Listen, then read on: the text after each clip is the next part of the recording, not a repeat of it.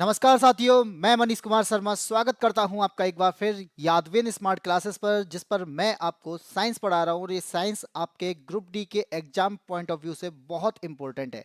आप सभी जानते हैं कि ये क्लासेस आपके उन क्लासेस से रिलेटेड हैं जो आपके एग्जाम में क्वेश्चंस पूछे जा रहे हैं, और जिस प्रकार के क्वेश्चंस पूछे जा रहे हैं वो सारे क्वेश्चंस की प्रैक्टिस मैं यहाँ पे कराता हूँ, जिससे आगे आने वाले एग्जाम में आपको फायदा हो सके। तो जिन बच्चों का एग्जाम रह गया है और वो चाहते हैं कि हम साइंस में अच्छे नंबर ला पाएं, तो वो इस प्रकार के क्वेश्चंस को जरूर सॉल्व करें, जिससे उनकी प्रैक्टिस अच्छी होगी और वो आगे आने वाले एग्जाम में अपना 100% कर पाएंगे। बाकी का मैं आपको बता दूं कि हमारे पास में एक एप्लीकेशन है। अगर आप अच्छी तरीके से पढ़ना चाहते हैं तो हमारे पास में एक एप्लीकेशन है, बाईएससी एप्लीकेशन। आप क्लास देख लेना और क्लास के बाद में आपको ये बाईएससी ऐप जो है आपको बहुत बेहतर लगेगा कि अगर यहाँ पर एक्सप्लेन इस तरीके से किया जा रहा है तो क्लास में कितने अच्छे तरीके से आपको पढ़ाया जाता होगा। तो उसके लिए आपको क्या करना पड़ेगा बेटा, लास्ट में आप बाईएससी एप्लीकेशन को डाउनलोड जरूर करिएगा, और जैसे ही बाईएससी ऐप डाउनलोड करते हैं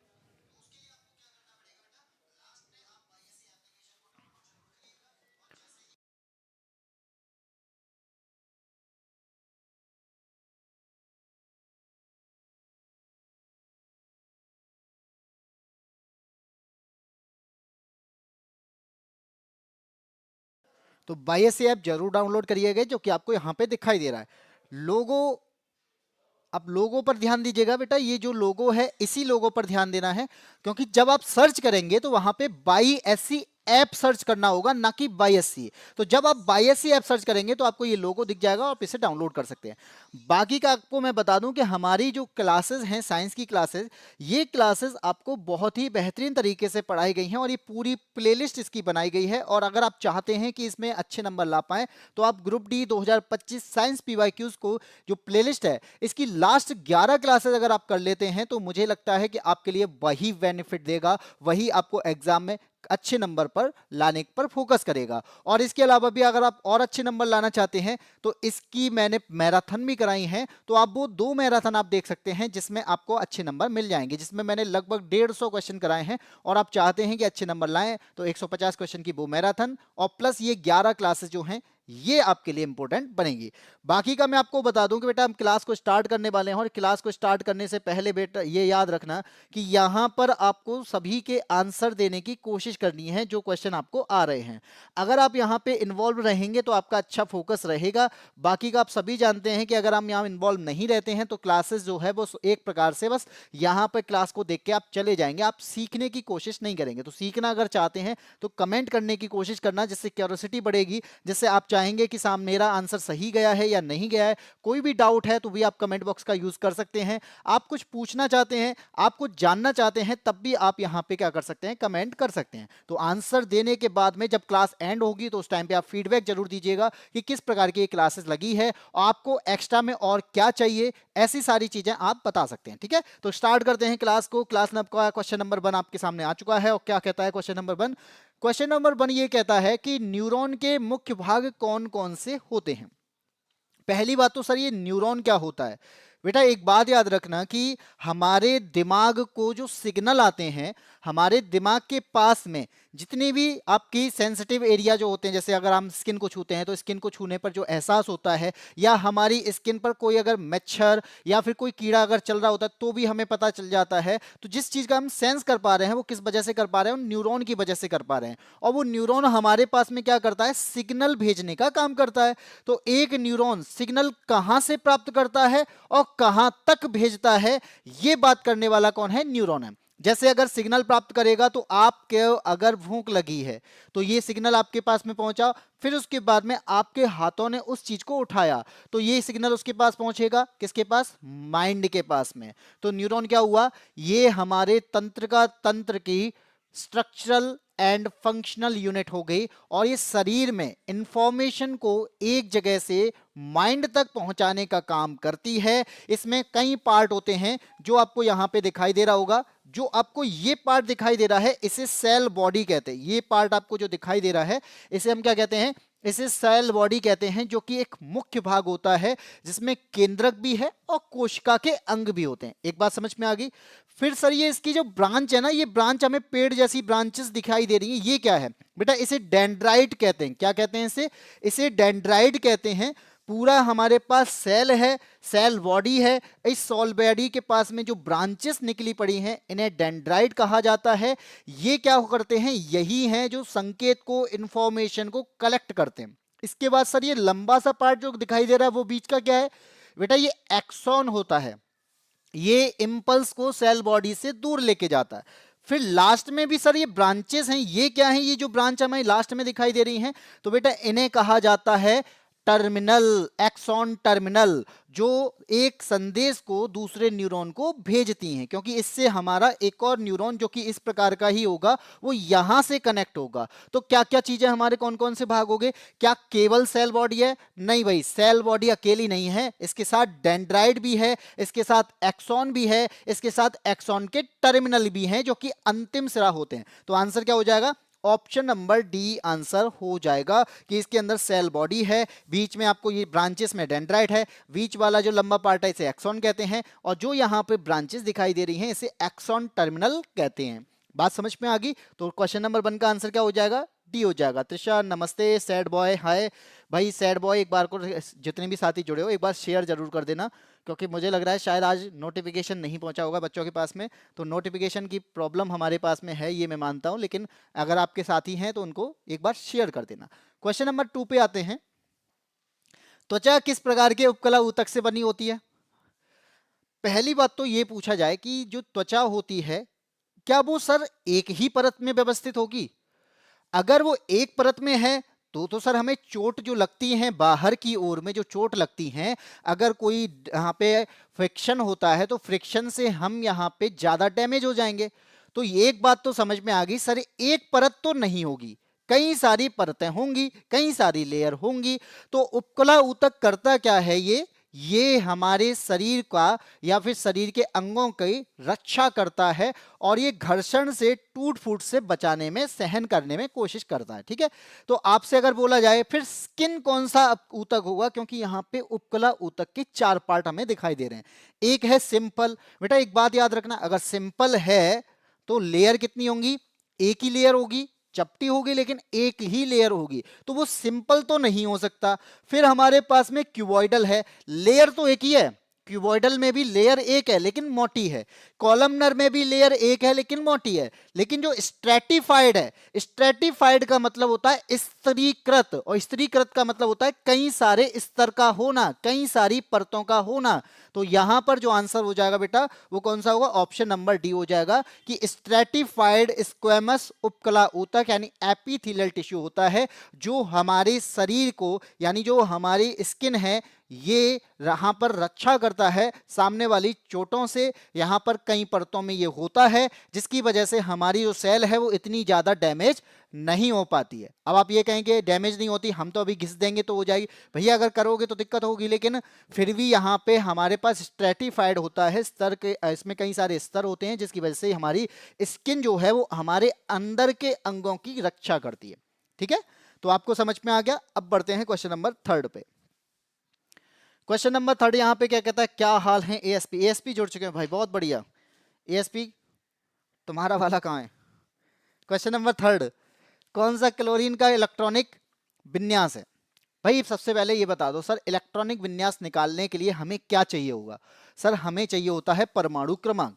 जब तक हमारे पास में परमाणु क्रमांक नहीं होगा हमारे पास में इलेक्ट्रॉनिक विन्यास निकालने का कोई भी तरीका नहीं होगा। अब आपने क्या कहा है सर, क्लोरीन की बात की है, तो क्लोरीन का जो परमाणु क्रमांक होता है वो कितना होता है, वो तो 17 होता है।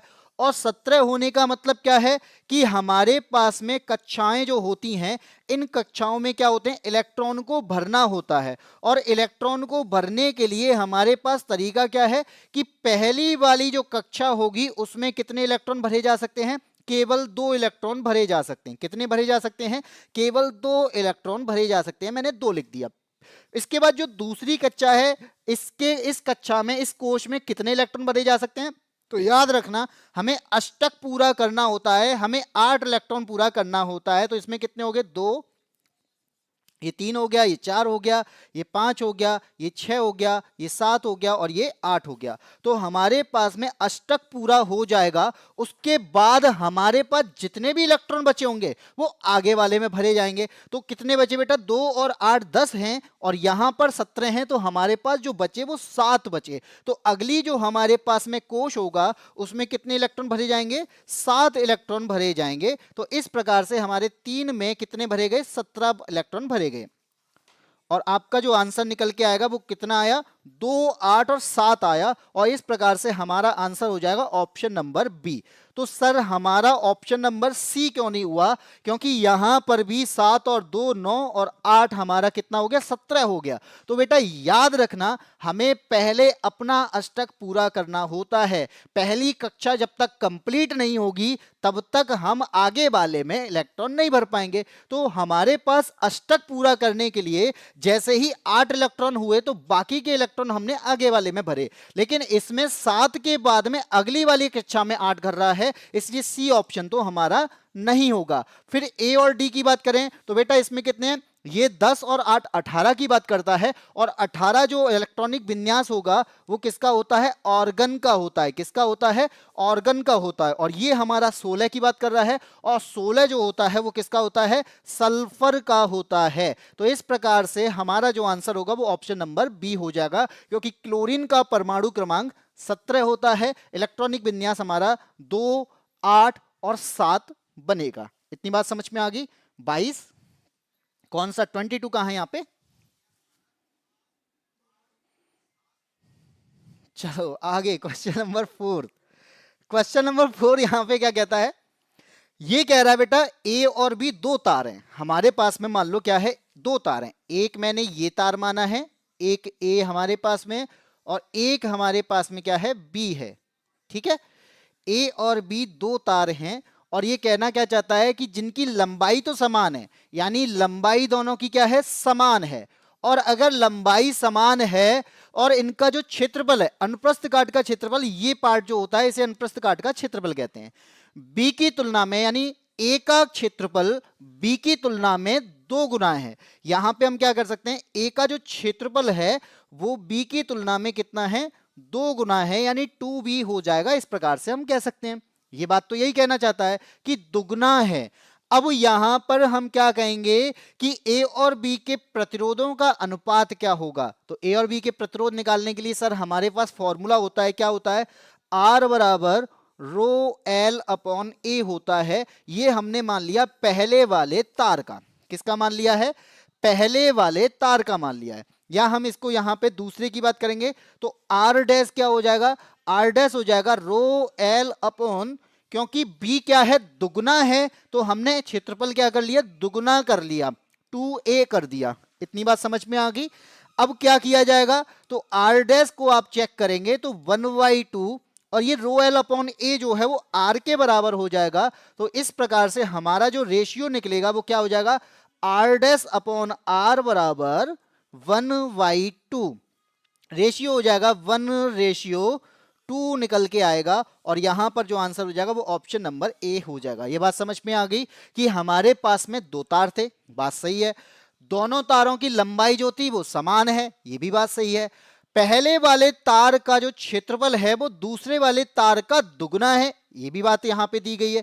फिर क्या किया जाएगा, प्रतिरोध निकाला जाएगा, और प्रतिरोध का फॉर्मूला होता है रो एल अपॉन ए। इतनी भी बात समझ में आ गई।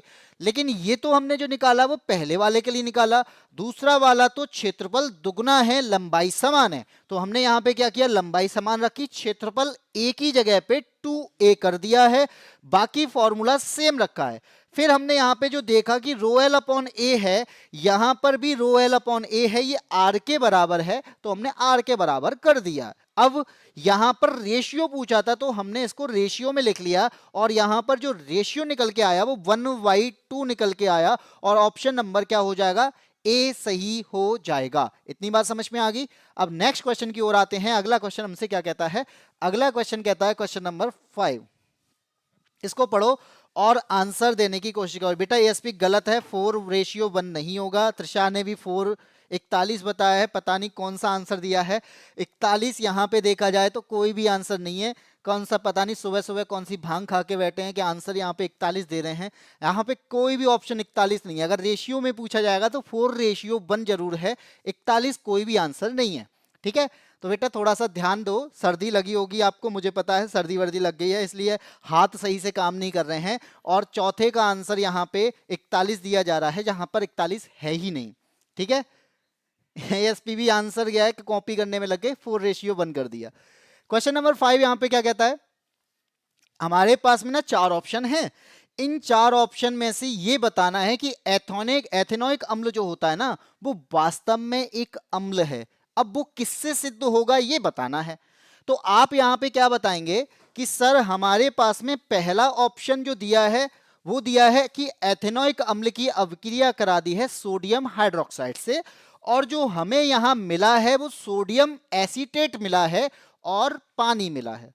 कहीं ना कहीं ये सही हो सकता है, तो मैं कहूंगा कि बिल्कुल सही हो सकता है, क्योंकि किसी भी अम्ल की अवक्रिया अगर क्षार से करा दें, किसी भी एसिड की अवक्रिया कभी बेस से करा दें, तो हमेशा उससे जो बनेगा वो सॉल्ट बनेगा, और इसके अलावा हमें पानी यहां पर प्राप्त होगा। और यहां पर भी यही है कि एसिड के साथ में जो सोडियम हाइड्रोक्साइड है, सोडियम हाइड्रोक्साइड एक प्रकार का क्षार है, एक प्रकार का बेस है। और जो लवण हमें मिला है ये सोडियम एसीटेट मिला है, जो कि एक उदासीन होता है। यानी लवण कैसा है, एक उदासीन है। और हमें क्या मिला, H2O मिला, और जो कि इस पर फिट बैठता है।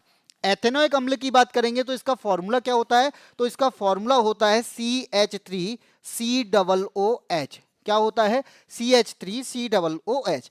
क्षार के साथ में अपक्रिया कराई तो NaOH के साथ अपक्रिया कराई है। लवण जो मिला है वो आपको दिख ही रहा है कि CH3COONA मिला है। सर यहाँ पे Na क्यों आ गया, बेटा सोडियम बहुत ज्यादा रिएक्टिव होता है, और जिसकी वजह से ये क्या करता है, अपने पड़ोसी के जो भी लवण होते हैं, जो भी अणु होते हैं, कण जो होते हैं, उनको अपनी ओर खींच लेता है, और बाकी जो इसके पास में एक्स्ट्रा वाला पार्ट होता है उसको बाहर कर देता है, उसे विस्थापित कर देता है। इसलिए क्या बन के आ गया, H2O बन के आ गया है, और यही हमारा सही हो जाएगा, ऑप्शन नंबर ए। सर फिर बाकी के क्यों सही नहीं हुए, भाई एसिड की अवक्रिया करानी है और हमारे पास लिटमस पेपर है, और लिटमस पेपर हमेशा अम्ल में डुबोने पर नीले से लाल हो जाएगा। और ये कह रहा है लिटमस जो है ना लाल से नीला करता, भैया लिटमस लाल से नीला तब करेगा जब वो सॉल्यूशन क्षार का होगा, बेस का होगा। इतनी बात समझ में आ गई। सी क्या कहता है, एथेनोइक अम्ल धातु के साथ अवक्रिया नहीं करता। भैया धातु के साथ अवक्रिया करता है अम्ल, एसिड की अवक्रिया होती है अम्ल के धातु के साथ में, और ये क्या करेगा, हाइड्रोजन मुक्त करेगा। तीसरा कहता है एथेनोइक अम्ल जो है नमक नहीं बनाता। नमक नहीं बनाता, हमने तो अभी पढ़ा था, ये सॉल्ट बना है, तो जब सॉल्ट बन रहा है तो हम कैसे कह सकते हैं कि नमक नहीं बनाता। इसलिए क्वेश्चन नंबर 5 का आंसर क्या हो जाएगा, ऑप्शन नंबर ए हो जाएगा। चरस गांजा मेरे को प्यारा है, तभी मुझे लगता है तुम यहाँ पे अकेले क्लास देख रहे हो। क्वेश्चन नंबर 6 की बात करते हैं। क्वेश्चन नंबर 6 यहाँ पे क्या कहता है, क्वेश्चन नंबर 6 यहां बोलता है कि मादा में अंडाणु निषेचित नहीं होता तब क्या होता है। यानी अगर फर्टिलाइजेशन ना हो ऐसी स्थिति में क्या होता है। आपको भी पता है कि जो हमारा प्रजनन चक्र होता है इसमें क्या होता है कि ओवेरी से अंडा निकलता है, और यहां पर स्पर्म जो जाता है वो एंटर कर जाता है वजाइना से, और पहुंचता है कहां पर, फैलोपियन ट्यूब में। और फैलोपियन ट्यूब में अंडा और स्पर्म दोनों मिल जाते हैं, तब हो जाता है फर्टिलाइजेशन। और यहां पर जो गर्भाशय है, यूटेरस है, उसकी दीवार कैसी हो जाती है, मोटी हो जाती है। और यहां पर इस वाले पार्ट में क्या है, रक्त वाहिकाएं जो होती हैं उनका जाल बन जाता है। और जैसे ही जाल बन जाता है तो निषेचित अंडाणु जो बना, यानी जो भ्रूण बन के आएगा, उसे क्या दिया जाएगा, उसे यहां पर पोषण दिया जाएगा, न्यूट्रिएंट्स मिलना स्टार्ट हो जाएंगे रक्त वाहिकाओं के द्वारा। लेकिन ये कह रहा है सर निषेचन हुआ ही नहीं है, फर्टिलाइजेशन हुआ ही नहीं हो, तब ऐसी स्थिति में, तो फर्टिलाइजेशन अगर नहीं होता है ऐसी स्थिति में क्या होता है कि जो अंडाणु है वो क्या करता है, वो पहुंचता है यहां पर, और ये जो गर्भाशय की दीवार जो थी, यूटेरस की जो दीवार थी, वो हो जाती है मोटी। अब मोटी जो हुई थी अब आवश्यकता नहीं पड़ रही है, और जब आवश्यकता नहीं पड़ती है तो ये गर्भाशय की जो परत है वो धीरे धीरे धीरे धीरे टूटने लगती है और रक्त और म्यूकस के रूप में बाहर निकलने लगती है, जिसे हम मासिक धर्म कहते हैं। इसी प्रक्रिया को हम क्या कहते हैं? मासिक धर्म कहते हैं। ऑप्शन नंबर सी हो जाएगा। तो यहां पर क्या बोला गया है कि अंडाणु अगर निषेचित नहीं होता है तो उसे हम मासिक धर्म के नाम से जानते हैं, क्योंकि यहां पे जो गर्भाशय की वो परत होती है वो टूटने लग जाती है और यहां पर ब्लड के माध्यम से उसको बाहर कर दिया जाता है। ठीक है, तो ऑप्शन नंबर सी यहां पर सही हो जाएगा। इस प्रकार से बेइज्जती किसकी थी? चलो क्वेश्चन नंबर 7 पे आओ। ठीक है, क्वेश्चन नंबर 7 यहां पे क्या कहता है? न्यूटन का दूसरा नियम। भाई न्यूटन ने 3 नियम दिए थे गति के, और न्यूटन के दूसरे नियम की बात हो रही है। दूसरा नियम, किस वस्तु पर लगाया गया असंतुलित बल होने पर क्या होता है? यानी किसी वस्तु पर अगर असंतुलित बल लगाया जा रहा है क्या होगा? संतुलित बल लगाया जाएगा तो क्या होगा? तो बेटा संतुलित बल लगाया जाएगा, इसका मतलब यह है कि किसी वस्तु पर संतुलित बल का मतलब है इस इधर से भी 10 न्यूटन का फोर्स लगा रहे हैं और इधर से भी 10 न्यूटन का फोर्स लगा रहे हैं और सेम फोर्स लगा रहे हैं, बैलेंस फोर्स लगा रहे हैं। क्या वस्तु आगे बढ़ेगी? नहीं बढ़ेगी, वहीं टिकी रहेगी। क्या किया जाए अब? तो हम यहां पर काम करेंगे दूसरे नियम से। दूसरा नियम क्या कहता है? F बराबर ma की बात करता है, यानी संवेग के नियम की बात करता है। यहां पर ये बल का फॉर्मूला देता है। फिर क्या किया जाए? हमने जैसे ही बल लगाया तो क्या होगा? हर वस्तु के पास में अपना मास होता है। फिर ये ए क्या है? ए का मतलब होता है त्वरण, एक्सलरेशन। तो यहां पर फोर्स लगाने पर क्या होगा? उसे त्वरण मिल जाएगा और वस्तु जो है वो आगे बढ़ना स्टार्ट हो जाएगी। तो यहां पर यही बात पूछी गई है, किसी वस्तु में धक्का देने पर, फोर्स लगाने पर क्या होता है? एक्सलरेशन होता है, और एक्सलरेशन की वजह से वो वस्तु जो है वो आगे बढ़ना स्टार्ट हो जाती है। तो क्वेश्चन नंबर 7 का आंसर क्या हो जाएगा? ऑप्शन नंबर सी हो जाएगा। कितने आंसर दिया? सी। एएसपी ईमानदार इंसान है। 7 का ना पता, ठीक है बेटा, 7 का नहीं पता है तो, लेकिन मैंने आंसर बता तो दिया, काहे टेंशन ले रहे हो? नहीं पता था तभी तो मैं आंसर दे रहा हूं, जब पता है तो फिर क्यों आंसर दूंगा? क्वेश्चन नंबर 7 का आंसर हो चुका है। अब ये कहता है वस्तु स्थिर। स्थिर कब होगी? जब यहाँ पर दोनों तरफ से समान फोर्स लगेगा। वस्तु समान वेग से चलती रहेगी। समान वेग से तब लगेगी जब असंतुलित बल होगा, लेकिन सेम फोर्स लगाया जाए तब। लेकिन यहाँ पे कह रहा है द्रव्यमान। भाई किसी वस्तु का द्रव्यमान बढ़ जाएगा क्या? अगर कोई 10 किलोग्राम की वस्तु है और 10 किलोग्राम की वस्तु को मैं बढ़ाए जा रहा हूँ, बढ़ाए जा रहा हूँ, तो क्या वो आप कल चल के 3 किलोग्राम की रह जाएगी? नहीं रह जाएगी ना। या वो 15 किलोग्राम की हो जाएगी? नहीं हो जाएगी ना। 10 की है तो 10 की ही रहेगी। इसलिए यहाँ पर ये क्या हो जाएगा? गलत हो जाएगा। क्वेश्चन नंबर 8 क्या कहता है? अब 8 यहाँ पे क्या कह रहा है? क्वेश्चन नंबर 8 कहता है ऐसा कौन सा दर्पण है जिसमें सामने जितनी दूरी पर वस्तु रखी जाए प्रतिबिंब उतनी ही दूरी पर दर्पण के पीछे बनता है। एक बात सोचो, आप जब यहाँ पे सुबह तैयार होते हैं तो तैयार होने पर आप कौन से दर्पण के सामने तैयार होते हैं? अवतल दर्पण रखते हैं, उत्तल दर्पण रखते हैं, या फिर समतल दर्पण रखते हैं? तो आप क्या कहेंगे कि हम वही दर्पण रखते हैं जिसमें हम सेम दिखें। सेम दिखें का मतलब जितनी हमारी लंबाई है उतनी लंबाई दिखे, जितनी दूरी पर हम खड़े हैं उतनी दूरी हो। अगर मैं एक कदम पीछे रख रहा हूं तो वो भी व्यक्ति जो सामने हमें दिखाई दे रहा है, हमारा ही एक रूप, वो भी एक कदम पीछे हो। तो ऐसी स्थिति में हमारे पास में वस्तु की दूरी और इमेज की दूरी जो है वो बराबर होनी चाहिए। वस्तु की हाइट और इमेज की हाइट जो है वो बराबर होनी चाहिए, और वो उसके लिए हमें समतल दर्पण का यूज करना होता है। इसलिए सही आंसर क्या हो जाएगा बेटा? ऑप्शन नंबर सी हो जाएगा। सर सर्दी हो गई है, हमारे यहाँ आइस पड़ गई है कश्मीर मेले में। बहुत ही बढ़िया। तो बेटा आइस पड़ गई है, इकट्ठा कर लो और उसको फिर क्या है, बनाकर बेचना स्टार्ट कर दो, क्योंकि तुम्हें तो आइसक्रीम पसंद पसंद है वो काफ़ी, सर्दियों में आइसक्रीम, जो कि तुम्हें जुकाम वुकाम तो करती नहीं है। ठीक है, क्वेश्चन नंबर 8 के आंसर हो गया सी। अवतल दर्पण उत्तल दर्पण की बात करें सर, अवतल दर्पण क्या करेगा? ये अवतल दर्पण इमेज को बड़ा भी कर देता है, ये अवतल दर्पण इमेज को छोटा भी बनाता है, और ये अवतल दर्पण इमेज को बराबर भी कर सकता है। केवल बराबर नहीं करेगा, ये तीनों कर सकता है। अब ये उत्तल दर्पण क्या करेगा सर? बेटा ये इमेज को हमेशा छोटा करके दिखाएगा। जैसे साइड मिरर, साइड मिरर में क्या होता है, बड़ा वाला ट्रक जो है वो हमें उस छोटे से मिरर में पूरा दिखाई दे रहा होता है। किस वजह से? इस उत्तल दर्पण की वजह से। क्यों? क्योंकि वहां पर उस बड़ी इमेज को छोटा कर कर दिखाने की जो क्षमता होती है इस उत्तल दर्पण में होती है। मुझे आइसक्रीम पसंद है। हाँ जी, फिर तो तुम्हें म्यूकस भी पसंद होगा। और क्वेश्चन नंबर 9 क्या होता है? अब म्यूकस समझ लेना क्या होता है बेटा। प्रतिध्वनि किस दूरी पर नहीं होगी? प्रतिध्वनि क्या होते हैं बेटा? इसे कहते हैं गूंज। गूंज क्या होता है? आप किसी कमरे में खड़े हैं और कमरे में खड़े होने पर आपको अपनी आवाज जो है वो एक दो बार बार बार सुनाई दे रही होती है। तो ऐसी स्थिति में क्या होता है? इसे गूंज कहा जाता है, इसे इको कहा जाता है। अब ये आवाज बड़े कमरे में, बड़े हॉल में गूंजेगी या आवाज छोटे कमरे में गूंजेगी? तो आप क्या कहोगे कि सर ये आवाज जो है वो बड़े कमरे में गूंजेगी, छोटे कमरे में आवाज नहीं गूंजती है।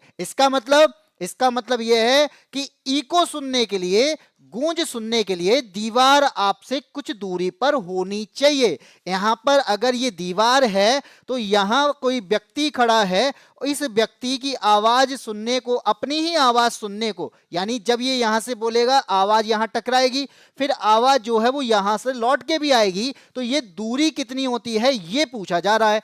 अगर मैं आपसे कहूं कि प्रतिध्वनि जो होती है ना हमारे माइंड में, या फिर हमारी जो आवाज है अगर वो पता करना है तो मस्तिष्क को 0.1 सेकंड का टाइम चाहिए। दो आवाज अगर हो रही हैं तो ऐसी स्थिति में आवाज को पहचानने के लिए मस्तिष्क में एक आवाज 0.1 सेकंड तक रहती है। तो हम क्या कहेंगे कि हमारे पास में मस्तिष्क कितने टाइम तक रख रहा है? 0.1 सेकंड तक रखता है आवाज को। बात समझ में आ गई? फिर क्या दिया गया है? हमसे कहता है कि हम जो आवाज करेंगे किस में कर रहे हैं? वायु में। और वायु में ध्वनि की चाल कितनी होती है? सर वायु में जो ध्वनि की चाल होती है ना वो होती है 344 मीटर पर सेकंड। ठीक है, चाल पता है, टाइम पता है, क्या हम डिस्टेंस निकाल सकते हैं? बिल्कुल निकाल सकते हैं। तो हमें यहां पर डिस्टेंस पता करनी है क्या होगी। तो बताइए यहां पर डिस्टेंस कैसे निकालेंगे? सर हम बचपन से एक फॉर्मूला याद करते आ रहे हैं कि चाल बराबर होता है दूरी बटे समय। क्या होता है? दूरी बटे समय। आप खुद देखो कि मुझे क्या क्या दिया है। चाल कितनी दी है? 344। चाल हमारे पास कितनी है? 344। टाइम कितना है? हमारे पास 0.1 सेकंड का टाइम है। और दूरी कितनी है? भाई दूरी खुद सोचो कितनी हो सकती है दूरी। भाई एक बार आवाज दीवार तक जा रही है और दूसरी बार में आवाज लौट के भी आ रही है, तो जितनी दूरी यहां पर होगी एक इस अवस्था तक, वो क्या हो जाएगी? डबल हो जाएगी। तो हम यहां पे क्या कहेंगे कि दूरी जो है ना वो कितनी हो जाएगी? 2D हो जाएगी। अब निकालो क्या आंसर आएगा। तो आप यहां पे करेंगे कि 344 का जैसे ही 0.1 में मल्टीप्लाई होगा तो ये निकल के आएगा 2D बराबर 34.4। कितना आया? 34.4। और d बराबर जो निकल के आएगा वो 34 से जैसे ही मैं डिवाइड करूंगा कितना आ जाएगा? 17.2 मीटर आएगा। इसका मतलब ये है कि आपको आवाज सुनने के लिए 17 मीटर से ज्यादा दूरी होनी चाहिए किसी भी दीवार की। अब आप बताओ इसका आंसर क्या होगा? क्या दूरी 10, 100, 70 मीटर चल जाएगी? चल जाएगी। 17 मीटर से ज्यादा हो हमें सब गूंज सुनाई देगी। 50 मीटर, हाँ जी बिल्कुल 17 से ज्यादा है। 100 मीटर, ये भी सही है। 10 मीटर भाई अगर दूरी बहुत कम हो जाएगी तो आपको प्रतिध्वनि सुनाई नहीं होगी, देगा ही सुनाई नहीं देगी। इसलिए ऑप्शन नंबर ए यहां पर आंसर हो जाएगा। त्रिशा का आंसर आ गया है, एएसपी का आंसर आ चुका है, ए आंसर बिल्कुल सही है। यानी छोटे कमरे में आवाज की जो गूंज होती है वो सुनाई नहीं देती, लेकिन बड़े कमरे में गूंज जो है वो सुनाई दे जाती है अगर दूरी जो होगी वो 17 मीटर से ज्यादा हो। ठीक है, क्वेश्चन नंबर 10। क्वेश्चन नंबर 10 क्या कहता है बेटा? ये कह रहा है उत्तल दर्पण में मुख्य अक्ष के समानांतर आपतित किरण प्रतिबिंब के बाद किस बिंदु से आती हुई प्रतीत होती हैं?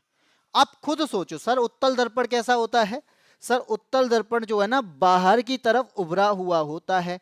यानी अगर मैंने ये बना दिया ना ये उत्तल दर्पण है नहीं, जब तक कि मैं एक तरफ पॉलिश ना करूं।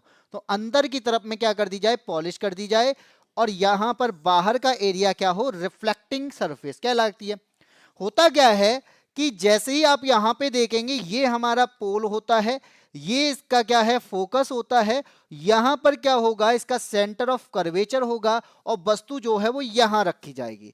जैसे ही वस्तु जो है यहां से टकराती है, क्या होगा भाई, टकराने पर ये जो है ये यहां पर विचलित हो जाएगी, यहां पर क्या होगा, ये यहां पर बिखर जाएगी। और अगर ये बिखर गई तो सर इमेज कैसे बनेगी, बेटा इमेज तब बनेगी जब मैं इसको क्या लेके जाऊं, पीछे की ओर लेके जाऊं, यानी फोकस से निकालने की कोशिश करूं। तो जब कोई फोकस से, यानी जब कोई प्रकाश किरण समानांतर आती है, तो चाहे वो उत्तल पर आए चाहे वो अवतल पर आए, तो ऐसी स्थिति में वो फोकस से गुजरती है या फिर फोकस से गुजरते हुए प्रतीत होती है। तो भाई ये क्या हो रहा है, गुजरते प्रतीत हो रही है, गुजर नहीं रही है, जबकि अवतल दर्पण में गुजरती है। सर अवतल दर्पण का एक बात समझा दो बेटा, अवतल दर्पण ऐसा होता है, ये हमारा क्या है, ये हमारा यहाँ पे सेंटर ऑफ कर्वेचर होता है, यहाँ हमारा फोकस होता है, ये हमारा पोल होता है। जब प्रकाश किरण ऐसे टकराती है तो ये फोकस से गुजरती है, और यहाँ पे क्या हो रहा है बेटा, इस ये जो है यहाँ पर विचलित हो गई, लेकिन ये गुजरते प्रतीत होती है। तो कहाँ से गुजरते प्रतीत होती है भैया, ये हमें फोकस से गुजरते हुए या फोकस से गुजरते हुए प्रतीत होती है, तो गुजरेगी या हमें वहां पर महसूस होगी, और यहाँ पर जो इमेज बनेगी वो दर्पण के पीछे बनती है। ठीक है, तो क्वेश्चन नंबर 10 का, आज सब सर्दी मना रहे हैं, सब रजाई में सर्दी मना रहे हैं, कहाँ, रजाई में। आज कोई नहीं आया बेटा, आज कह तो रहा है एएसपी सब सर्दी मना रहे हैं, तो ये कुछ अलग जा रहा है, रहने दो। क्वेश्चन नंबर 11 की बात करते हैं सर्दी का टाइम है, सर्दी मनाओ। क्वेश्चन नंबर 11 कहता है शरीर में वृद्धि किस हार्मोन के कारण होती है। अब एक बात बताओ, हमारे पास में एक ग्रंथि होती है जिसे कहते हैं पीयूष ग्रंथि। कौन सी ग्रंथि, पीयूष ग्रंथि। इसमें तो सर एक भी आंसर हमें पीयूष ग्रंथि का नहीं दिया है। बेटा बता रहा हूं मैं, पीयूष ग्रंथि की जब मैं बात करूं तो पीयूष ग्रंथि हमारी क्या कहलाती है, मास्टर ग्रंथि कहलाती है। क्या कहलाती है, मास्टर ग्लैंड कहलाती है। और ये मास्टर ग्लैंड क्यों कहलाती है, ये खुद भी हार्मोन्स निकालती है और ये खुद दूसरे ग्लैंड को स्टिमुलेट करती है कि तुम भी अपना काम करो। जैसे ये निकालती है ग्रोथ हार्मोन, ठीक है, ग्रोथ हार्मोन निकाल दिया। ये निकालती है थायराइड स्टिमुलेट हार्मोन, यानी थायराइड को काम कराना है कि बेटा तुम भी कुछ हार्मोन्स निकाल लो, तो थायराइड यहां पे फिर निकालने लग जाता है थायरोक्सिन हार्मोन। ठीक है, इसी प्रकार से ये हार्मोन निकालता है एडीएच, एंटी डायूरेटिक हार्मोन। तो बहुत सारे हार्मोन निकालता है जिस वजह से इसे मास्टर ग्रंथि कहते हैं। लेकिन यहां पे जो जीएच है, जिसके नाम से ही समझ में आ रहा होगा, जिसे कहते हैं ग्रोथ हार्मोन। ग्रोथ हार्मोन आपकी बॉडी में रिस्पॉन्सिबल होता है आपकी वृद्धि के लिए, यानी आपकी लंबाई का बढ़ना है, आपकी चौड़ाई का बढ़ना है, आपके ऑर्गन का बढ़ना है, इन सबको देखने वाला कोई होगा तो वो कौन करने वाला, कौन होगा, ग्रोथ हार्मोन होता है। इसलिए ऑप्शन नंबर बी सही हो जाएगा। फिर ये क्या करते हैं भैया, थायरोक्सिन, ये आपका निकलता है थायराइड ग्लैंड से। ये क्या करता है, ये मेटाबॉलिज्म को कंट्रोल करता है। किसको, मेटाबॉलिज्म को कंट्रोल करता है। और ये मेटाबॉलिज्म को कंट्रोल नहीं कर पाता तो ऐसी स्थिति में आप कहते हैं थायराइड बढ़ गया है, थायराइड घट गया है, लोग मोटे हो जाते हैं, लोग बहुत पतले हो जाते हैं। तीसरा है इंसुलिन, ये शुगर को कंट्रोल करता है, और शुगर को स्तर को कंट्रोल करता है। जैसे ही इंसुलिन की मात्रा कम होती है और लोगों को शुगर होना स्टार्ट हो जाती है, पैनक्रियास से निकलता है। एड्रेनल क्या है भाई, एड्रेनलिन वो आपका हार्मोन है जिसकी वजह से आप किसी को कूट देते हो या फिर पतली गली से निकल जाते हो। मतलब भाई इमरजेंसी में निकल के आता है, सामने वाले को देखकर अचानक किसी बात पे गुस्सा होना, सामने वाले के देखकर अचानक भाग जाना, ये क्या कहलाता है, एड्रेनलिन की वजह से होता है। इसे फाइट और फ्लाइट हार्मोन्स भी कहते हैं, इसे इमरजेंसी हार्मोन्स भी कहते हैं, क्योंकि इमरजेंसी की स्थिति में यहाँ पे क्या होता है, ये हार्मोन निकलना स्टार्ट हो जाता है। ठीक है, तो सामने वाले की गर्दन मरोड़ना भी इसी कारण होता है, तो सामने वाला बच के रहे। अगर किसी का एड्रेनलिन ज्यादा यहाँ पर सेक्रेट होता है, अगर ज्यादा सेक्रेशन अगर उसका होता होगा तो मरोड़ ही देगा। ठीक है, नेक्स्ट की बात करते हैं। क्वेश्चन नंबर 12 क्या कहता है, हम अब 6 बजे निकलेंगे खाने टाइम। कहां से भैया, कहां से, गुड आफ्टरनून गोमती, त्रिशा शर्मा, वाह एएसपी कहाँ से निकल रही ये तो बताओ। अच्छा रजाई से। क्वेश्चन नंबर 12, क्वेश्चन नंबर 12 क्या कहता है, अम्ल और क्षार में कौन सा गुण समान होता है। बेटा अम्ल और क्षार कभी समान होते हैं, नहीं होते। लेकिन फिर सर इनमें क्या होगा ऐसा कि समान हो जाएगा। बेटा समान ये नहीं होंगे, लेकिन कुछ ऐसी प्रॉपर्टी है जो दोनों में एक जैसी होती है। सर कैसी प्रॉपर्टी, क्या यहाँ पे धातुओं के साथ क्रिया कर हाइड्रोजन गैस मुक्त करते हैं? भैया नहीं करते, दोनों हाइड्रोजन गैस मुक्त नहीं करते हैं। यहाँ पे सर क्या, यहाँ पे लाल लिटमस को नीला कर देते, नहीं करता है। कौन? दोनों, दोनों नहीं करते। यहां पर अम्ल नीले को लाल करेगा, यहां पे क्षार लाल को नीला कर देगा। तो दोनों एक जैसे काम कर रहे हैं? नहीं कर रहे हैं। दोनों नीले लिटमस को लाल करते हैं, तो मैंने यही दोनों बताए हैं। दोनों ना तो नीले को लाल करेंगे ना ही लाल को नीला करेंगे। अम्ल करेगा नीले से लाल और क्षार करेगा लाल से नीला, तो दोनों चीज अलग हैं। फिर बचा सर हमारे पास ऑप्शन नंबर बी, तो यही सही होना चाहिए। हाँ जी बिल्कुल ये सही है। कैसे सही है भाई, एक बात सोचो, हम यहाँ पे क्या करना चाहते हैं, दोनों को बिजली दे रहे हैं। दोनों को, अम्ल वाले को भी हमने क्या दे दी, बिजली दी है, और क्षार वाले को भी हमने क्या कर दिया, इलेक्ट्रोलाइसिस कर दिया। होगा क्या इन दोनों स्थिति में, ये जो है अम्ल, अम्ल वही होगा जिसके पास H पॉजिटिव आयन होगा। तो पानी में जब ये घुलेगा तो ये H पॉजिटिव आयन देगा। हाँ जी बिल्कुल। और ये क्षार पानी में घुलेगा तो OH नेगेटिव आयन देगा। ये भी बात सही है। दोनों ने क्या कर दिया है, आयन दिया है। और यहां पर विद्युत का संचालन करने के लिए क्या चाहिए, आयन ही तो चाहिए। तो दोनों जलीय विलयन में आयन उत्पन्न करते हैं, और दोनों का जो जलीय विलयन है वो विद्युत को कंडक्ट कराने में काम भी आता है। इसलिए 12 का जो आंसर सही होगा वो ऑप्शन नंबर बी सही हो जाएगा। सर आज अलग मूड में है, लगता है गर्लफ्रेंड से मिलके आ रहे हैं। ये कुछ ज्यादा ही हो गया, ठीक है, थोड़ा सा कंट्रोल। गोमती का सी है, त्रिशा का बी है, एएसपी का सी है। तो यहां पर जिसने बी आंसर दिया वो सही है, सी जो दे रहे हैं वो बेटा गलत है। क्योंकि मैंने अभी क्या बताया बेटा, इनकी एक ट्रिक याद कर लो। एक ट्रिक है, अनिल भाई, अनिल छलनी से चाय छानता है। ठीक है, अनिल जो है वो छलनी से चाय छानता है। यहाँ पे अनिल में आ जो है वो क्या है बेटा, वो अम्ल है। यहाँ पे अनिल में जो नी है वो क्या है, वो बेटा नीला है। और यहाँ पे ला का मतलब होता है लाल। इसका मतलब हुआ कि अम्ल जो है यहां पर लिटमस पेपर को नीले से लाल कर देगा। ये वाला पार्ट जो है छलनी वाला पार्ट में छा का मतलब क्या हुआ, छा का मतलब क्षार हुआ, ला का मतलब लाल हुआ, और नी का मतलब क्या हो गया, नीला हो गया। तो ऐसी स्थिति में क्या होगा, ऐसी स्थिति में क्षार जो है वो लिटमस पेपर को लाल से क्या कर देगा, नीला कर देगा। इतनी बात समझ में आ गई। ओ सॉरी, वाइफ से आपकी तो शादी हो गई होगी। हाँ मैंने 3 3 4 4 कर रखे हैं। ठीक है, क्वेश्चन नंबर 13 की बात करते हैं। अगला क्या कहता है, एक बंदूक, और जो तुम वाइफ वाली बात कर रहे हो उसी का क्वेश्चन आ गया। एक बंदूक और एक गोली। एक बंदूक और गोली पर प्रतिक्रिया बल समान होता है, फिर भी बंदूक कम विस्थापित क्यों होती है। बेटा न्यूटन का तीसरा नियम है, एक्शन का रिएक्शन होता है, यानी एक्शन रिएक्शन के बराबर होता है। वस्तु कम विस्थापित कौन सी होगी, सर वस्तु कम विस्थापित वही होगी जिसका द्रव्यमान ज्यादा होगा। और वो वस्तु ज्यादा विस्थापित कौन होगी, जिसका द्रव्यमान कम होगा। गोली का द्रव्यमान कैसा होता है, कम होता है, तो वो विस्थापित ज्यादा होती है, निकल के सीधे पेट को पार कर जाती है। बंदूक का विस्थापन क्या होता है, कम होता है। क्यों, द्रव्यमान ज्यादा है, इसलिए वो ज्यादा झटका नहीं ले पाती। लेकिन दोनों में रिएक्शन रिएक्शन बराबर है, इसलिए क्या हो जाएगा, यहां पर कम विस्थापित क्यों होती है, क्योंकि बंदूक का द्रव्यमान जो है वो ज्यादा होता है, इस वजह से वो क्या है, ज्यादा विस्थापित नहीं होती है। आ गया। मैंने तो मजाक किया था, आपने सच बता दिया। बेटा सच इसलिए बता दिया क्योंकि यहाँ पे बंदूक और गोली का क्वेश्चन आ चुका है। काहे चाह रहे हो कि मैं यहाँ क्लास ना ले पाऊँ। क्वेश्चन नंबर आता है अगला। मुझे लगता है मैंने कुछ गलत बता दिया तुम लोगों के चक्कर में। देखो बंदूक का द्रव्यमान अधिक होता है, ए सही है। बी पे कहता है क्योंकि गोली हल्की होती है, ये भी सही है। गोली ज्यादा विस्थापित क्यों होती है, क्योंकि हल्की होती है। सी क्या है, द्रव्यमान वेग के व्युत्क्रमानुपाती होता है, यानी एम जो है वो व्युत्क्रमानुपाती होता है वेग के। भाई सही बात है, जिसका यहाँ पे वेग ज्यादा होगा उसका द्रव्यमान कम होगा, जिसका वेग कम होगा उसका द्रव्यमान ज्यादा होगा। इसलिए यहाँ पे जो आंसर होगा बेटा ऑप्शन नंबर डी होगा। गलत हो गया था, ये डी होगा। गुरुजी राधे राधे। राधे राधे भाई। सैड बॉय खसो लिया करो कभी कभी, के नाम में सैड लगा के रखा है। हैप्पी बॉय रख लो, कुछ और रख लो। राम शरण भाई गुड आफ्टरनून। गोमती अरे त्रिशादीप पढ़ लो, मत करो ज्यादा बात।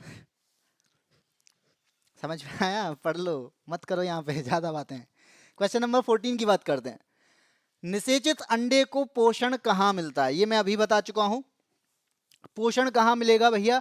एक चीज बताई थी मैंने कि फर्टिलाइजेशन जब हो जाता है तब ऐसी स्थिति में, यानी स्पर्म और एग मिल जाते हैं फैलोपियन ट्यूब में, उसके बाद गर्भाशय जो होता है ना, ये वाला पार्ट, इसकी दीवार जो है वो मोटी होने लग जाती है।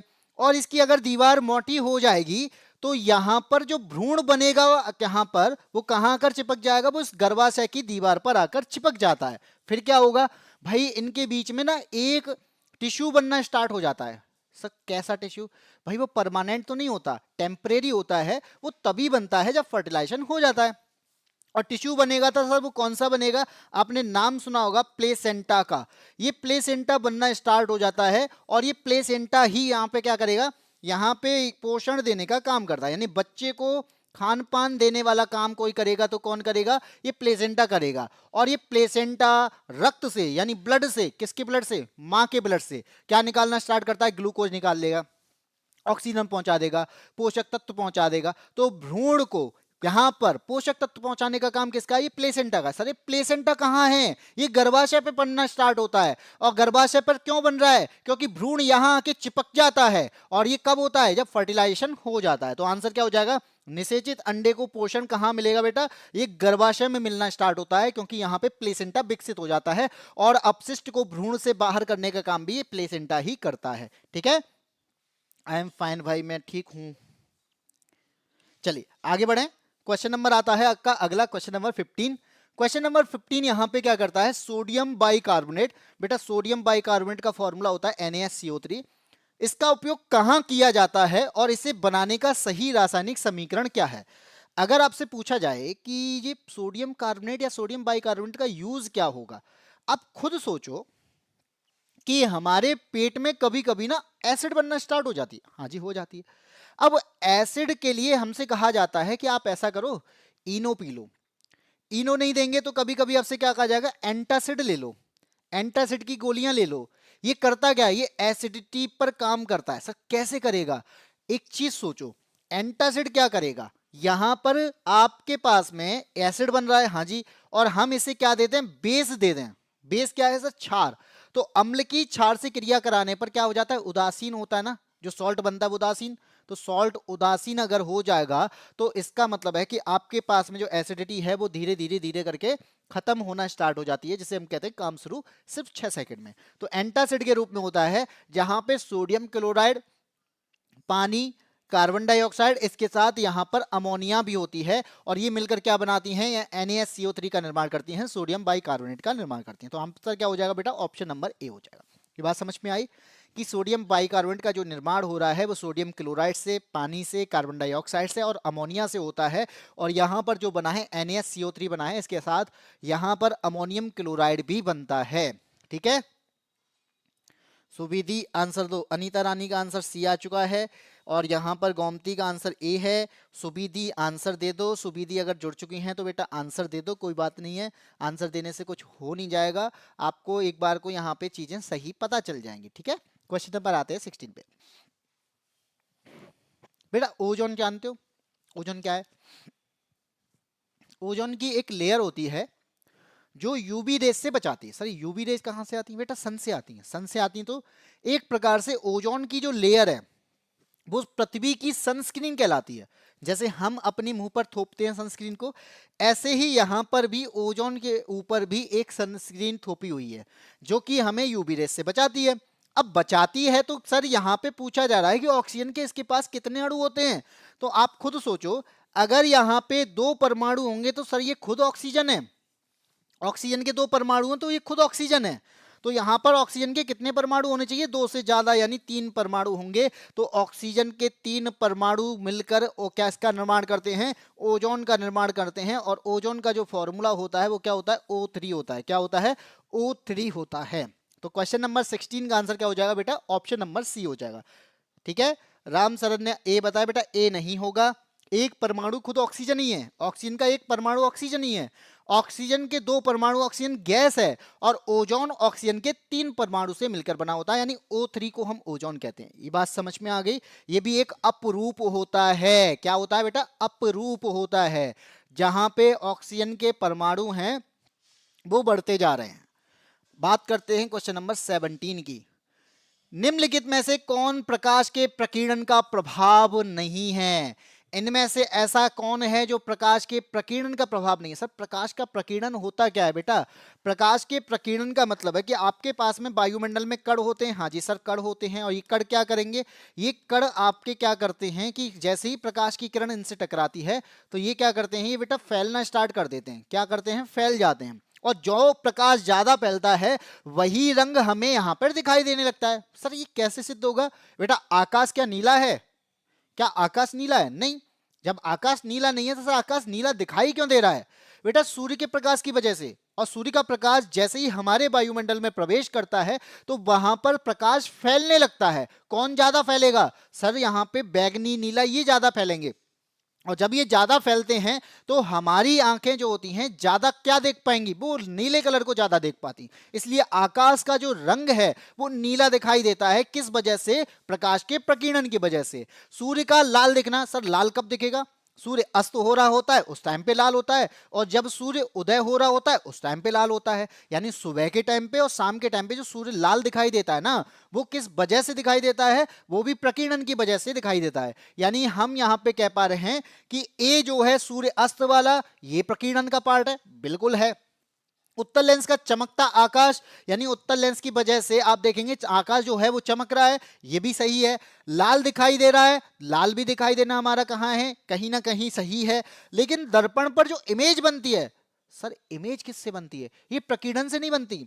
इमेज कब बनेगी? उत्तल दर्पण पे जब इमेज बनती है, प्रकाश जब आता है, ये परावर्तित हो जाता है, ये रिफ्लेक्टिव हो जाता है। इसका मतलब ये प्रकीर्णन का एग्जाम्पल नहीं है। ऑप्शन नंबर डी यहां पर सही हो जाएगा कि उत्तल दर्पण पर प्रतिबिंब प्रकीर्णन का प्रभाव नहीं है, ये रिफ्लेक्शन की वजह से बनता है। यहां पर परावर्तन होता है। एक ही माध्यम में अगर कोई प्रकाश किरण लौट आती है तो उसे परावर्तन कहा जाता है। ये बात समझ में आ गई? सर बाईएससी पर क्लास नहीं होती है बेटा, बाईएससी पर भी क्लास होती है। ये बाईएससी ही तो है। मेरे आते ही सब लोग गायब हो जाते हैं गुरुजी, सब लोग आंसर क्यों नहीं देते? मुझे नहीं पता है ऐसा क्यों होता है। सैड बॉय का आंसर डी है, डी है, डी है। चलिए आगे बढ़ते हैं क्वेश्चन नंबर 18 का। मैग्नेटिक फील्ड लाइन के बारे में निम्न में से कौन सा कथन सही है? बेटा मैग्नेटिक फील्ड लाइन की बात की जा रही है, यानी चुंबकीय क्षेत्र रेखाओं की बात की जा रही है। अब आप यहाँ पे देख पा रहे होंगे कि हमारे पास में एक चुंबक है और इससे एक चुंबकीय क्षेत्र की रेखाएं निकलती हैं। ये भी बात सही है। अब आपसे कहा जा रहा है कि जो रेखाएं ना सीधी रेखा में चलती हैं। भैया खुद देख लो, क्या रेखाएं सीधी रेखा में चलती हैं? नहीं सही है। ये तो कर्व बना रही है ना, ये तो वक्र आकार की है, ये तो कर्व बनाती हैं। सीधी रेखा तो ऐसे होती है। कैसे होती है भैया? सीधी रेखा तो इस प्रकार की होती है, ये कर्व बना रही है। तो पहला ऑप्शन क्या है? गलत हो गया। दूसरा कहता है चुंबकीय क्षेत्र रेखाएं दक्षिण ध्रुव से उत्तर ध्रुव की ओर होती हैं। भाई खुद देखो, दक्षिणी ध्रुव कहां पर है? एस तो ये है, और उत्तरी ध्रुव क्या है? नॉर्थ ये है। तो ये नॉर्थ से साउथ की ओर जाते हुए दिखाई देती हैं, नॉर्थ से निकलती हैं साउथ में जाती हैं। तो बी भी यहां पे क्या हो जाएगा? गलत हो जाएगा। सी कहता है सतह पर चुंबकीय क्षेत्र रेखाएं शून्य होती हैं। भाई सतह क्या है? ये हमारा जो पोल है इसे सतह कहा जाता है। इस पोल को हम यहाँ पे सतह कह रहे हैं। खुद देखो, क्या यहाँ पे कोई रेखा नहीं निकल रही? भैया निकल रही है ना, बहुत सारी रेखाएं निकल रही हैं यहाँ से। यहाँ पे तो सबसे ज्यादा रेखाएं निकलती हैं। तो सी भी आपका क्या हो जाएगा?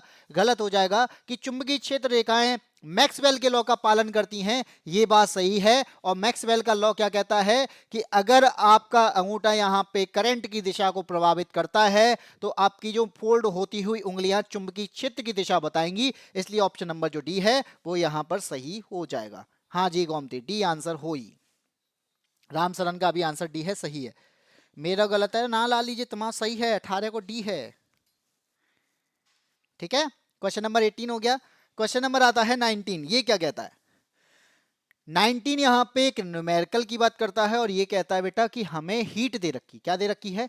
हमें हीट दे रखी। ठीक है, और हीट कितनी दे रखी है? इसने कहा है कि भैया हमारे 64 जूल की हीट है। ठीक है भैया, एच की वैल्यू यहाँ पे कितनी दी है? 64 जूल दी है। चलिए ये बात मान ली। फिर कहता ना रेजिस्टेंस भी दे रखा है, और रेजिस्टेंस कितना दे रखा है, 4 ओम का रेजिस्टेंस दे रखा है।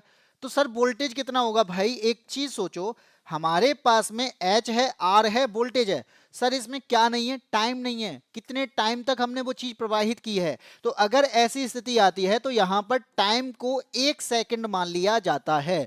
ऐसी स्थिति आने पर टाइम क्या है, 1 सेकंड हो जाएगा। और 1 सेकंड के टाइम पर इतनी ऊर्जा अगर निकल रही है तो इसका जो फॉर्मूला होता है वो होता है H बराबर बी स्क्वायर, क्या होता है, H बराबर B square T upon R. क्या होता है, B square T upon R होता है। H की वैल्यू सर दे रखी है, हाँ जी दे रखी है, कितनी दे रखी है, 64 दे रखी है। B की वैल्यू दे रखी है, कुछ नहीं दे रखी, B की वैल्यू तो निकालनी है। T की वैल्यू दे रखी है, हाँ जी 1 हमने मानी है। इसके अलावा यहां पर R की वैल्यू कितनी है, 4 है, तो 4 का यहां पे यहां ये हो जाएगा। अब एक बात बताओ, 64 का 4 से हो जाएगा मल्टीप्लाई, ठीक है सर, बी स्क्वायर बराबर 64 चौके होते हैं 256, ये बात ठीक है। सर 256 जो स्क्वायर है वो किसका स्क्वायर रूट किसका होगा, तो आप कहेंगे 16 का वर्ग होता है। तो आंसर क्या हो जाएगा, 16 हो जाएगा, ऑप्शन नंबर बी हो जाएगा। तो कितनों का ऑप्शन नंबर बी है, होती है भाई होती है, कुछ क्लासेस नहीं हो पा रही होंगी, मैं बात करता हूँ। निशांत भाई आई हेट यू, भाई किस बात के लिए, यहाँ पे क्या चल रहा है, मंडे से फ्राइडे होती है, सैड बॉय क्यों गोमती। चलो 16 वोल्ट जो है वो आंसर हो जाएगा, ऑप्शन नंबर बी हो जाएगा। क्वेश्चन नंबर 20 की बात करते हैं बेटा। 20 क्या कहता है, धातु को उसके अयस्क से निकालने की पूरी प्रक्रिया को क्या कहा जाता है। आपको पता है कि हम जो धातु निकालते हैं ना, ये धातु निकालने के लिए हमारे पास में ना कोई ऐसा तो नहीं है कि भाई हमें पड़ी मिल जाती हैं धातुएं, नहीं, ये तो हमें ओर के रूप में मिलती हैं, अयस्क के रूप में मिलती हैं, और अयस्क से उनको शुद्ध रूप में निकालना होता है। तो कई तरीके से इसे निकालते हैं, जैसे वहां पर चट्टानों के बीच में होती है तो उसे कहते हैं सांद्रण के तरीके से निकालते हैं।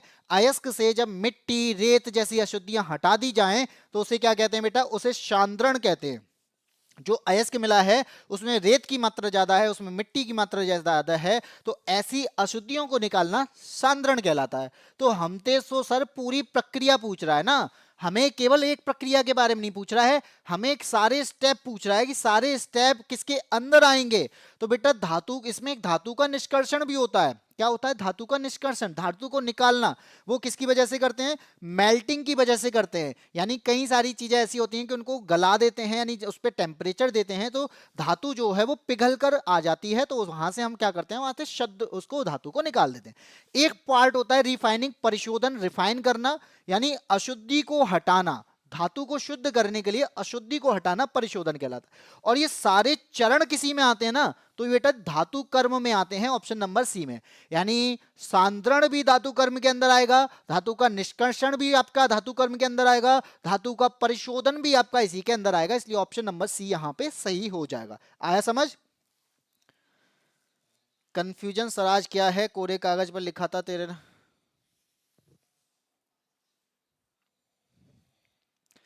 अर्ज किया है, कोरे कागज पर लिखा था तेरा नाम, कमबख्त आंधी आई और कागज उड़ा ले गई। तो बेटा आंधी पे छत पे बैठ के नाम क्यों लिख रहे थे, कमरे में लिख के बैठे, उसको भेजो सामने वाले को। आजकल व्हाट्सएप चला है, क्यों इस पे चिट्ठियां लिख रहे हो। क्वेश्चन नंबर 21 की बात करते हैं। यदि प्रेगनेंसी में मां कुपोषित हो तो इसका मुख्य प्रभाव क्या होता है। अगर मान लीजिए मां कुपोषित है प्रेगनेंसी के टाइम पे, तो है क्या होगा, क्या शिशु को पर्याप्त पोषण मिल पाएगा, नहीं मिल पाएगा। क्या उसका वजन सामान्य रहेगा, नहीं रहेगा। सर मां के शरीर से बच्चे को तो विटामिन मिल जाता है, हाँ जी मिलता है, खनिज मिलता है, हाँ जी मिलता है, कैलोरी मिलती है, हाँ जी मिलती है। तो क्या उसमें कमी नहीं आएगी, हाँ जी बिल्कुल आएगी।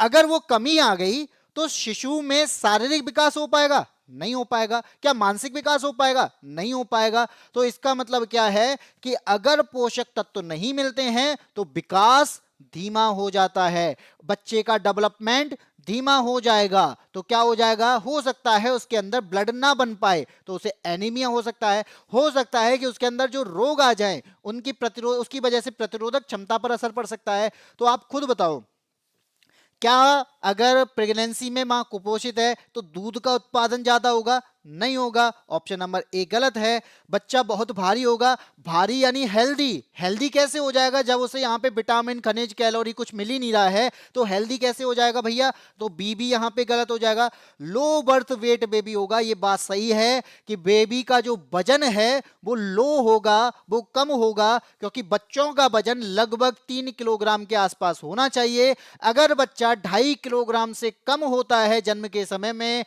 तो उसे कुपोषित में यहां पे माना जाता है, इसलिए यहां पे ऑप्शन नंबर सी सही हो जाएगा। बाकी डी कहता है बच्चा जल्दी बोलना शुरू कर देगा। भाई यहां पे भैंस का बच्चा थोड़ी है कि निकला और तुरंत हैं करने लग गया, तो डी आंसर तो बिल्कुल नहीं होगा। ठीक है, तो सी आंसर यहां पे हो जाएगा। बात समझ में आ गई? चलो क्वेश्चन नंबर आता है 22। क्या कहता है बेटा? अब भाई आजकल के बच्चे ये कहते हैं कि हमें कुपोषण का शिकार होना पड़ रहा है। अब ऐसी स्थिति में आप खुद बताओ, लेज वगैरह खाने वाली माँ कहाँ से यहाँ पे विटामिन लेके आएगी, कहाँ से उसके अंदर मिनरल्स की ज़्यादा चीज़ें आएंगी? वो खाती क्या है? लेज खाती है, कुरकुरे खाती है। तो ऐसी चीज़ों की बात की जा रही है, वो बात अलग है। लेकिन अब बात करते हैं चिप्स के पैकेट में कौन सी गैस भरी जाती है। हमारे पास में जो चिप्स का पैकेट आता है, इस चिप्स के पैकेट में कौन सी गैस ज़्यादा भरी जाती है? इस एक तरफ है आपका ऑक्सीजन, एक तरफ है आपका कार्बन डाइऑक्साइड, नाइट्रोजन हमारे पास में दो दो दे रखे हैं, तो एक वाले नाइट्रोजन को हटा देते हैं, और डी ऑप्शन है आपका हाइड्रोजन। भाई कौन सी गैस डाली जाए? आपको पता है कि सर चिप्स जो बना होता है ना उसके अंदर तेल होता है, हाँ जी होता है, उसके अंदर फैट होता है, हाँ जी होता है। तो फिर क्या करें हम? ऑक्सीजन के साथ में जैसे ये मिलेगा ना तो ये ऑक्सीडेशन कर लेगा, फिर क्या होगा? तो इसकी स्वाद जो है ना वो खराब हो जाएगा, इसकी गंध में ना स्मेल आना स्टार्ट हो जाएगा, यानी इसकी जो इस चिप्स में ना स्मेल आना स्टार्ट हो जाएगी। इसको जैसे ही हम रखेंगे तो हमें टेस्ट भी गड़बड़ आएगा। तो क्या किया जाए? इसके साथ ऐसी गैस मिला दो कि उस गैस की मात्रा ज्यादा हो जाए और ऑक्सीजन उसमें कम कम हो जाए। फिर क्या किया जाए? ऐसी गैस डालो ना जो अक्रिय हो, जो यहाँ पे किसी से रिएक्शन करे ही ना, अवक्रिया ही नहीं करे। तो इनमें से अवक्रिया न करने वाली गैस कौन सी है बेटा? वो नाइट्रोजन होती है। नाइट्रोजन एक अक्रिय गैस होती है जो अवक्रिया नहीं करती है, और जब इसमें नाइट्रोजन की मात्रा ज्यादा होती है, ऑक्सीजन की मात्रा कम होती है, तो वहां पर ऑक्सीडेशन को रोकने में काम आती है, जिससे चिप्स खराब नहीं होता, जिससे चिप्स की स्वाद जो है वो नहीं बदलता है, उसमें स्मेल नहीं आती है। इसलिए सी ऑप्शन जो हो जाएगा वो सही हो जाएगा। तो जो हम कहते हैं ना कि आजकल 4 चिप्स देते हैं और उसमें हवा ही हवा भर देते हैं, वो जो हवा है ना वो हवा यहाँ पे नाइट्रोजन है, इसलिए सी ऑप्शन सही होगा। अगर वो हवा ना हो तो बेटा आपका जो चिप्स है ना, जो चिप्स लेके आए हो वो खराब हो जाएंगे, उनके अंदर यहाँ पे आपको स्मेल आना स्टार्ट हो जाएगी, उनके आपको टेस्ट नहीं आएगा। गलत हो गया तो डिलीट कर दी गोमती। सी और ई, यस सर समझ गए। ठीक है, सी और ई बेटा, हाँ बात सही है, ई वाला ऑप्शन इसमें ऐड हो गया था, वो है एक ही। क्वेश्चन नंबर 23 यहाँ पे क्या कहता है? मान लीजिए हमें द्रव्यमान दे रखा है, हाँ जी दिया है, कितना दिया है सर? एम दिया है 1500 किलोग्राम का। चलिए इतनी बात सही है, 1500 किलोग्राम का यहाँ पे द्रव्यमान है। फिर कहता है जो वेग है ना वो 60 किलोमीटर पर आवर का दे रखा है। कितना दे रखा है? 60 किलोमीटर पर आवर का दे रखा है। बेटा जब भी हमें किलोमीटर पर आवर में कोई भी चीज देती है, दी जाती है, तो मोस्टली हम उसे क्या करते हैं? मीटर पर सेकंड में चेंज करने की कोशिश करते हैं। तो मीटर पर सेकंड में चेंज सर किससे करेंगे बेटा? 5/18 का इसमें ना मल्टीप्लाई कर देते हैं, तो ये क्या है? जैसे इसको मीटर में चेंज कर लेंगे, तो 5/18 को हम इसमें करेंगे मल्टीप्लाई, कितना आएगा? तो ये आएगा 3 के आसपास और ये हो जाएगा 5, यानी 16 के आसपास आएगा। और 16 के आसपास का मतलब है 16.67। तो 16.67 मीटर पर सेकंड यहाँ पे बन जाएगा आपका वेग। ठीक है, पूछा क्या जा रहा है सर काइनेटिक एनर्जी कितनी होगी? सर काइनेटिक एनर्जी का जो फॉर्मूला होता है वो कितना होता है? चलिए देखते हैं। काइनेटिक एनर्जी का जो फॉर्मूला होता है वो होता है ½ mv²। बात सही है सर, ये तो हमें पता था। क्या दे रखा है? m दे रखा है, कितना दे रखा है? 1/2 इंटू 1500। b कितना दे रखा है? सब v दे रखा है 16.67 इनका होल स्क्वायर। ठीक है, अब भाई इसको सॉल्व करना है। अब क्या? 1/2 इंटू 1500 का अगर यहाँ पे डिवाइड कर लेंगे तो ये कितना हो जाएगा? आप कहेंगे इसे 750 हो जाएगा। इसको करना, इसको इसका स्क्वायर कितना होगा?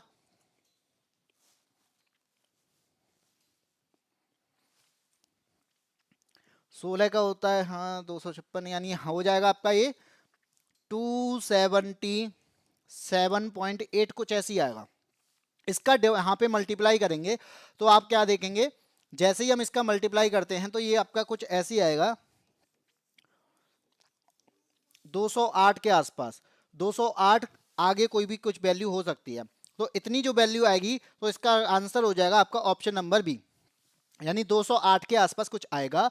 तो यहां पर जो भी वैल्यू आएगी, तो अगर 208 है तो क्वेश्चन में हमारे पास 2.08 दे रखा है, इसलिए ऑप्शन नंबर बी सही हो जाएगा। कैलकुलेशन बहुत लंबी थी तो इसको आप सॉल्व करके देखना आंसर सही है कि नहीं है, ठीक है। मैं रोज कसम खाती हूँ कि क्लास में नहीं हंसूंगी इससे मेरी हंसी निकल गई। क्वेश्चन नंबर 24 क्या कहता है, यदि स्त्री में निषेचन नहीं होता तो कितने दिनों के बाद वह मेंस्ट्रुअल साइकिल के अगले चरण में प्रवेश करती है। तो बेटा ये तो सबको ही पता होगा कि स्वस्थ महिला में जो मासिक चक्र होता है उसकी जो अवधि होती है वो लगभग 28 दिन की होती है, इसलिए ऑप्शन नंबर सी हो जाएगा। इसमें ज्यादा बताने की है नहीं, क्योंकि निषेचन अगर नहीं होता है, फर्टिलाइजेशन नहीं होता है, गर्भाशय जो मोटी हो जाती है वो उसकी परत टूटने लग जाती है, और टूटने के बाद एक नया चक्र यहाँ पे स्टार्ट होता है, इसलिए वहां से ब्लड के रूप में वो चीजें बाहर हो जाती हैं, उसकी परत बाहर होना स्टार्ट हो जाती है। क्वेश्चन नंबर 25 क्या कहता है, साबुन के मिसेल्स बनने के बाद साबुन अणु का कौन सा भाग जल के साथ प्रतिक्रिया करता है। क्वेश्चन नंबर 25 की अगर मैं बात करूं तो आप एक बात सोचो, क्या सोचें सर, एक चीज सोचनी है कि हमारे पास साबुन के कण कैसे होते हैं। तो आपको यहाँ पे वैसे वहां दिखाई भी दे रहा होगा, लेकिन मैं आपको अलग से बता देता हूँ, साबुन का कण जो होता है ना वो इस प्रकार का होता है। एक तरफ इसके पास में क्या है, सिर होता है, और एक तरफ यहाँ पे पूंछ होती है। सर ये स्पर्म का होता है बेटा, साबुन का भी ऐसे ही होता है।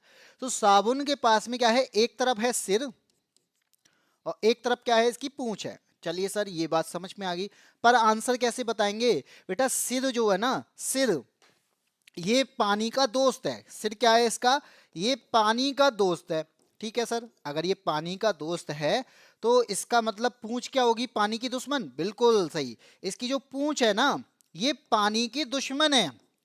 तो आप एक बार बताओ, कहीं पर अगर पानी होगा तो ऐसी स्थिति में यहां पर कौन पास जाएगा, सिर जाएगा या पूंछ जाएगा। तो आप क्या कहेंगे, पानी होगा तो सर मुझे लगता है सिर जाएगा। हाँ जी हाँ होगा। अब वो पूछ रहा है साबुन का जो मिसेल्स बनता है, सर मिसेल कैसे बनेगा, ये तब बनेगा जब कोई गंदगी होती है। मान लो तेल है, मैंने कहा ये ऑयल की एक बूंद है, तो ऑयल का दोस्त कौन होगा भाई, जो पानी का दुश्मन है।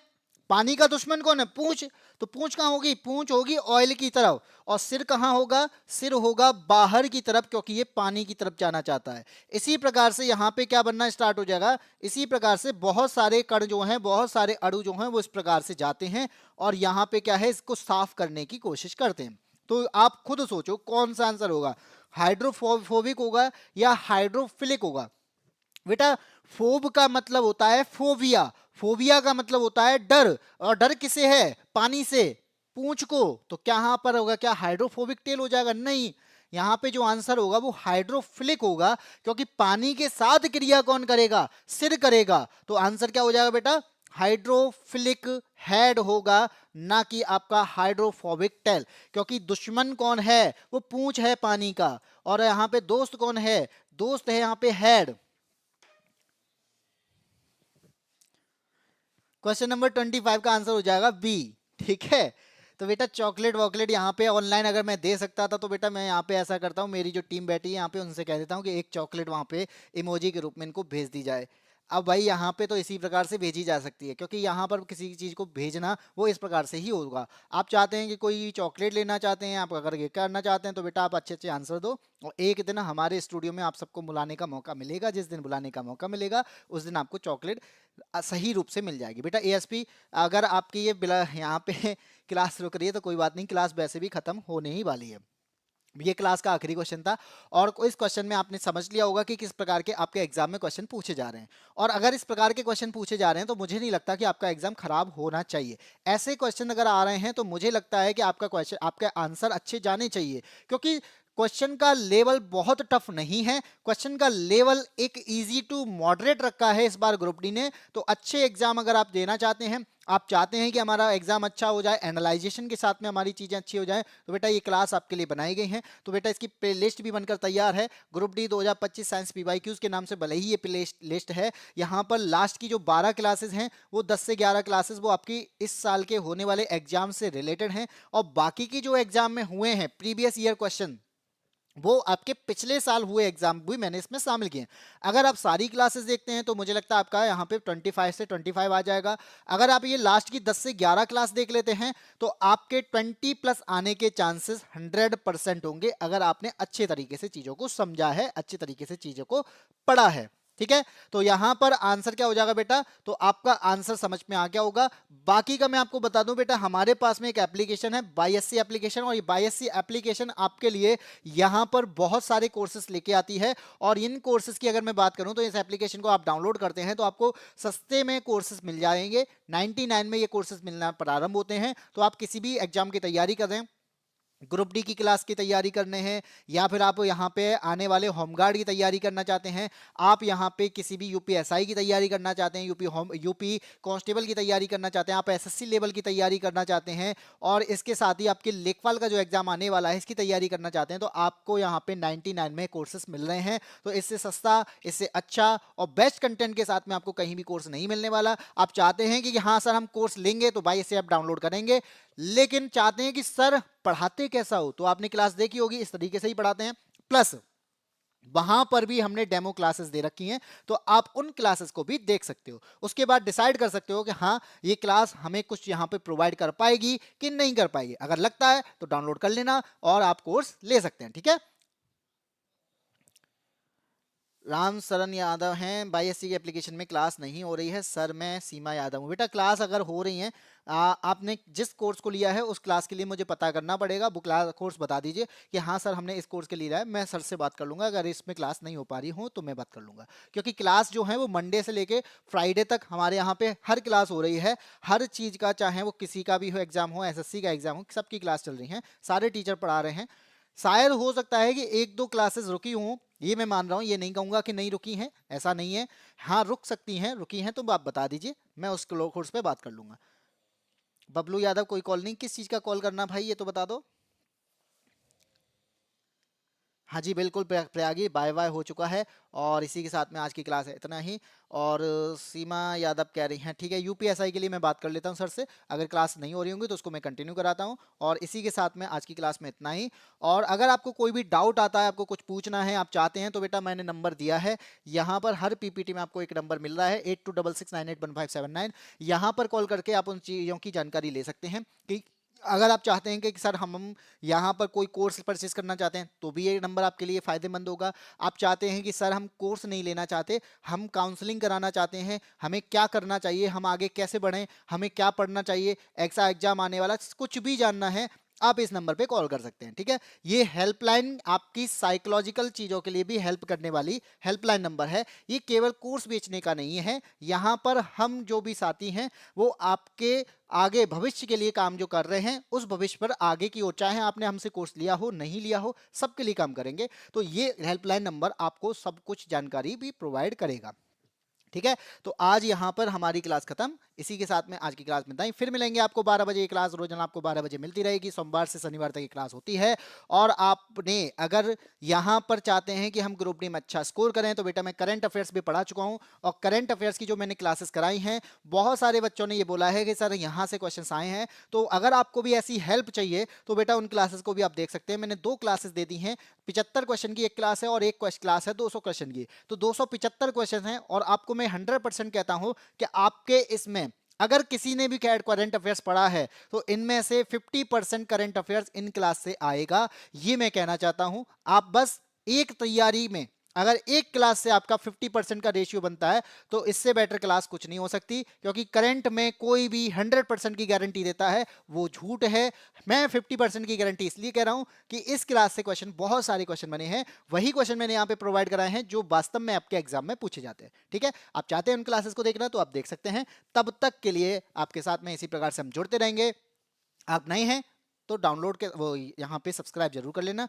सब्सक्राइब के साथ साथ लाइक अगर आपको अच्छा लगा होगा, और शेयर भी कर देना अगर आपको लगता है कि किसी और की हेल्प की जा सकती है तो। ठीक है, इसके लिए इसी साथ में आज के लिए इतना ही, फिर मिलते हैं, तब तक के लिए जय हिंद, जय भारत।